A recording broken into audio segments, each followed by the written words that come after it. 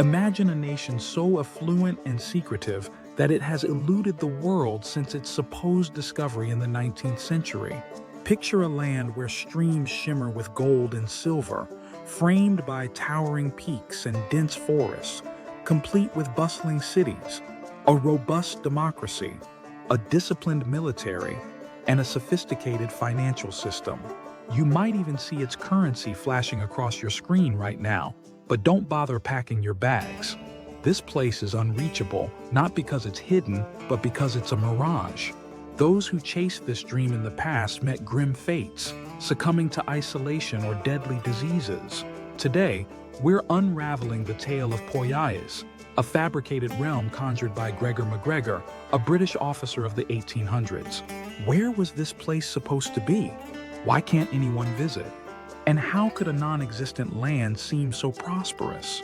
In 1820, Gregor MacGregor, a seasoned commander who had clashed with the Spanish Empire to aid revolutionary forces in Venezuela and beyond, stood on the cusp of an unexpected twist. Having bolstered the independence of several nations with his courage and troops, he sailed near the Mosquito Coast, a narrow stretch between North and South America.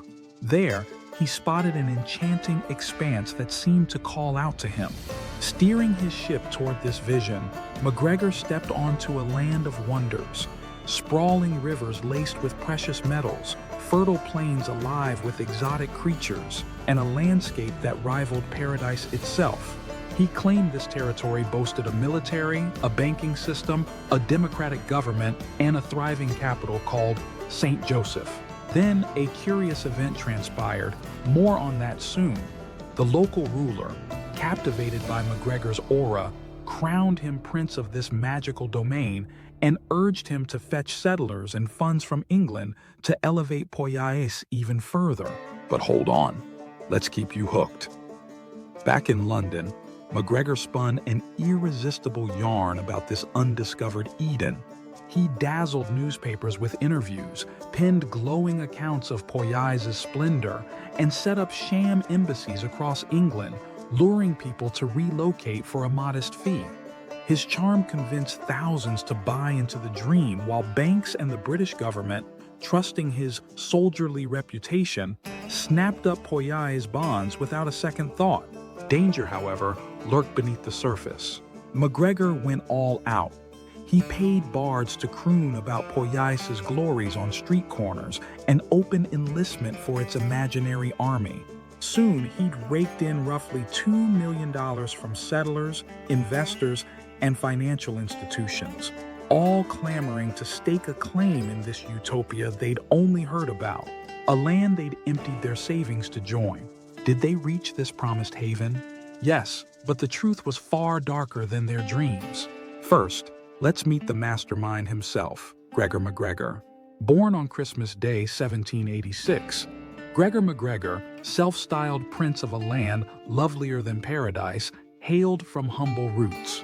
His father, a British soldier tied to the East India Company, wasn't royalty, but opened military doors for his son.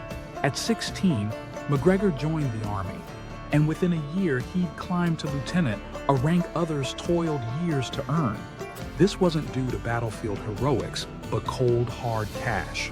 Bribes fast-tracked his rise, and at 19, he wed Maria Bowater, an admiral's daughter, strengthening his military ties. Within months, he was a captain, a post typically 7 years in the making. In just 2 years, wealth and wit propelled him to heights that took others a decade.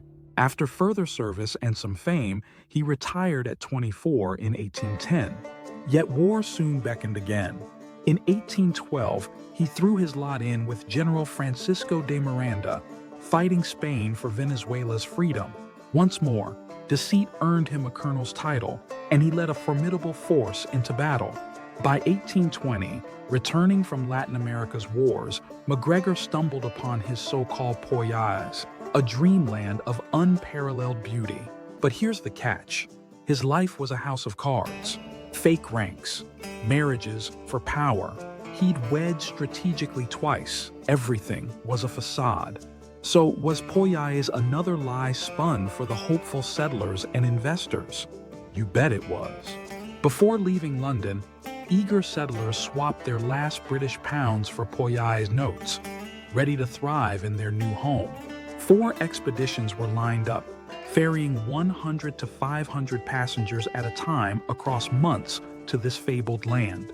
The first ship cast off in September 1822, brimming with families, young and old alike, savoring the sea's beauty. Months later, the Kinnersley Castle followed with 200 more, all blissfully unaware that this journey would unravel their lives. In November 1822, the first captain declared Poyais in sight, a lush, green promise on the horizon. But as they docked, no one greeted them. No cities, no officials, just a silent jungle. They waited, hopeful that help would arrive. It didn't. The second ship soon joined, unloading its passengers onto the same forsaken shore before sailing away. Stranded, hundreds, including women and children, clung to dwindling supplies. Days passed. Some scoured the wilds for signs of civilization. They found none. No rivers of gold, no grand capital, just endless wilderness. The truth hit hard. Poyais was a sham.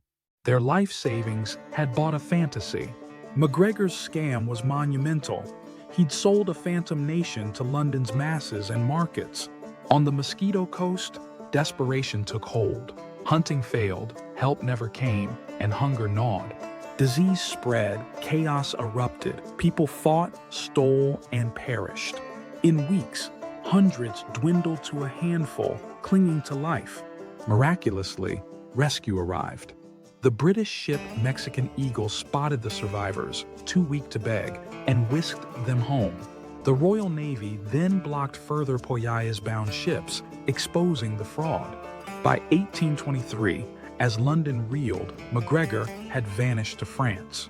Historians say MacGregor hatched this ruse in 1820. Spotting the Mosquito Coast's empty wilds, he struck a deal with King George Frederick Augustus, trading wine and gems for princely rights. In London, he transformed this barren plot into a utopia, costing lives and fortunes. Unfazed, he peddled the same lie in Paris, pocketing £300,000 from gullible elites. But when French officials noticed passport requests for a non-existent land, they nabbed him. Jailed briefly, his British ties secured his release to London, where, astonishingly, he faced no reckoning. Living lavishly off his spoils, MacGregor died in 1845, buried with military honors. He escaped justice for a fraud that crushed dreams, rocked markets, and left families to die. Stories history recalls, while his victims fade into silence. What did you think of this wild tale, friends? Digging up such history takes effort, so please like, subscribe, and share with anyone wary of too good to be true destinations.